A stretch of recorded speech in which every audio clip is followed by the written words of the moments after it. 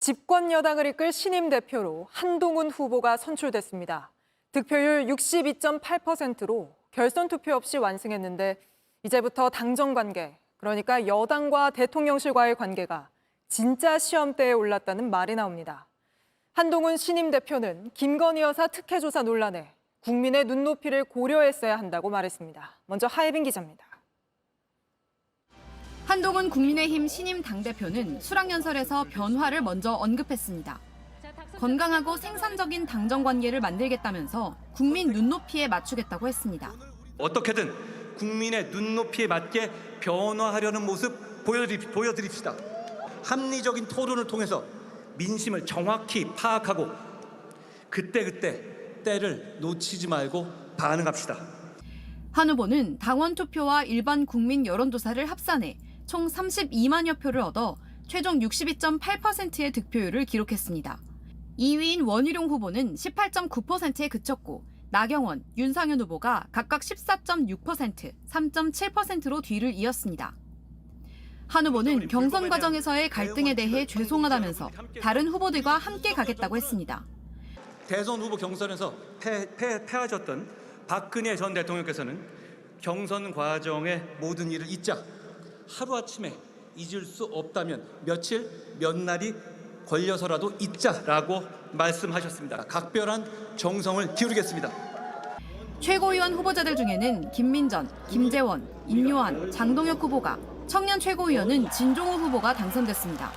한 후보가 친한계 최고위원 2명을 확보함으로써 최고위원 4명이 사퇴하면 비대위로 전환된다는 규정과 무관하게 지도부를 안정적으로 운영할 수 있는 발판을 마련했다는 평가가 나옵니다.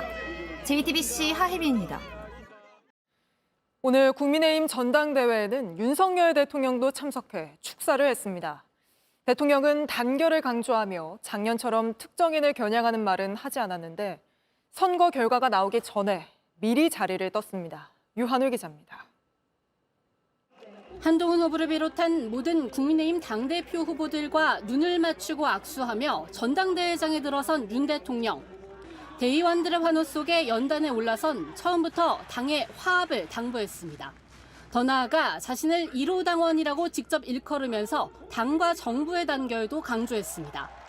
우리 당의 1호 당원으로서 우리 국민의 힘이 공감하는 민생 정당, 유능한 정책 정당으로 거듭날 수 있도록 강력히 뒷받침할 것입니다. 한 후보가 당대표가 될 경우 대통령이 탈당할 수도 있다는 말이 나올 정도로 과열됐던 이번 전당대회 분위기를 염두에 둔 걸로 보입니다. 당의 위기를 정치적 기회로 악용하면 절대 안 된다면서 사실상 이준석 전 대표를 겨눴던 지난해 축사와도 달랐습니다. 하지만 윤 대통령은 이렇게 화합을 강조하는 이유를 거대 야당에서 찾으면서 작년과 마찬가지로 야당의 각을 세웠습니다. 거대 야당은 시급한 민생 현안, 한시 바쁜 경제 정책을 외면한 채 정쟁에 몰두하고 있습니다. 지난해 어퍼컷 세리머니를 했던 윤 대통령은 축사를 마친 뒤 별도의 세리머니 없이 2년 연속 투표 결과가 나오기 전에 행사장을 떠났습니다. JTBC 유한울입니다. 또 당내에서는 윤석열 대통령과의 관계에 대한 우려, 그러니까 당정 관계에 대한 우려도 있습니다. 대통령 예방하실 계획 있으십니까? 제가 이 경선이 끝난 직후에 대통령님께 전화를 드려서 통화를 드렸고요. 자주 뵙고 좋은 정치하기 위해서 시너지를 내기 위해서 말씀 많이 듣고 많이 나눌 생각입니다. 그럼 그 전화에서 대통령께서는 뭐라고 이야기를 하셨습니까? 저는 이 당과 정이 화합해서 국민을 위해서 좋은 정치를 하겠다, 최선을 다하겠다는 포부를 말씀드렸고 대통령께서도 그동안 수고했으니 수고했다고 말씀하시면서 잘해보자라는 말씀을 하셨습니다. 네, 그리고 또 김건희 여사 이번 조사를 두고 국민 눈높이를 더 고려했어야 했다 이렇게 말씀을 하셨는데 국민 눈높이에 맞지 않다고 보시는 겁니까? 일단 이 대면 조사가 이루어졌잖아요. 영부인에 대한 대면 조사까지 이루어졌기 때문에 검찰에서 공정하고 신속하게 이제는 결론을 빨리 내야 합니다. 그걸 먼저 제가 주안점을 둔 것이라는 말씀을 드리고요. 다만 수사 방식은 검찰이 정하는 건데요. 수사 방식을 검찰이 정함에 있어서 국민들의 눈높이를 조금 더 고려했었으면 어땠을까 하는 아쉬움이 있습니다. 근데 그 검찰이 수사 방식을 정했다고 하기에는 검찰총장이 이 방식에 대해 전혀 몰랐고 또 거기에 대해서 공개적으로 반발하고 있는 상황 아닙니까? 검찰 내부의 문제인데요. 거기에 대해서 검찰 내부에서 상황이라든가 경위를 잘 밝힐 문제라고 생각합니다. 네, 당장 야당에서는 김건희 여사 특검법 추진하겠다는 입장인데 국민 눈높이에 맞지 않는 조사를 검찰이 했으니까 특검 필요성이 더 커진 것 아닌가 이런 주장을 할 수도 있거든요. 여기에 대해서는 어떻게 생각하십니까?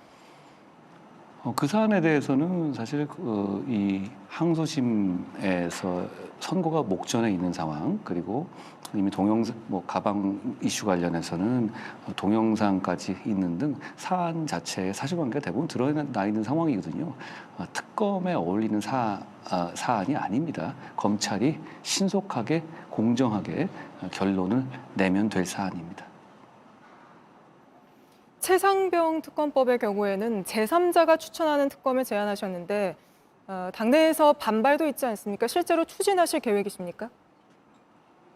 제 의견은 충분히 말씀드렸고요. 당대표 후보로서의 의견은 충분히 말씀드렸고 지금 생각도 같습니다. 당대표가 되었으니 당의 절차를 거쳐서 잘 토론과 설득을 통해서 저희가 잘 결정하겠습니다.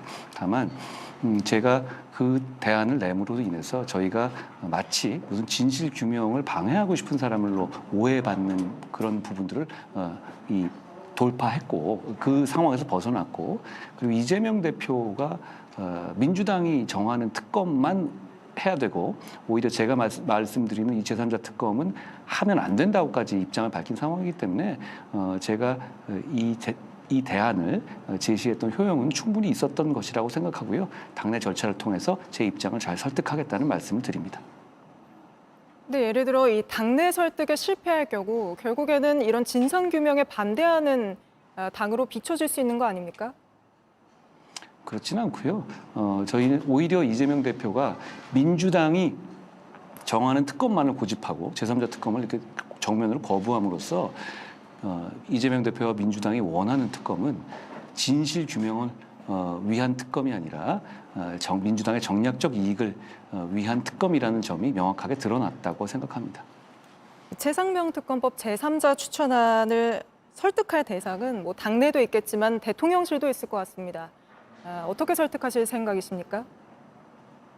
당의 입장이니까요. 제가 아까 말씀드린 절차를 거쳐서 잘 설득드리겠다는 말씀드립니다. 야당은 당장 내일부터 한동훈 신임 대표와 김건희 여사를 겨냥한 특검법을 법사위에서 논의하겠다고 했습니다.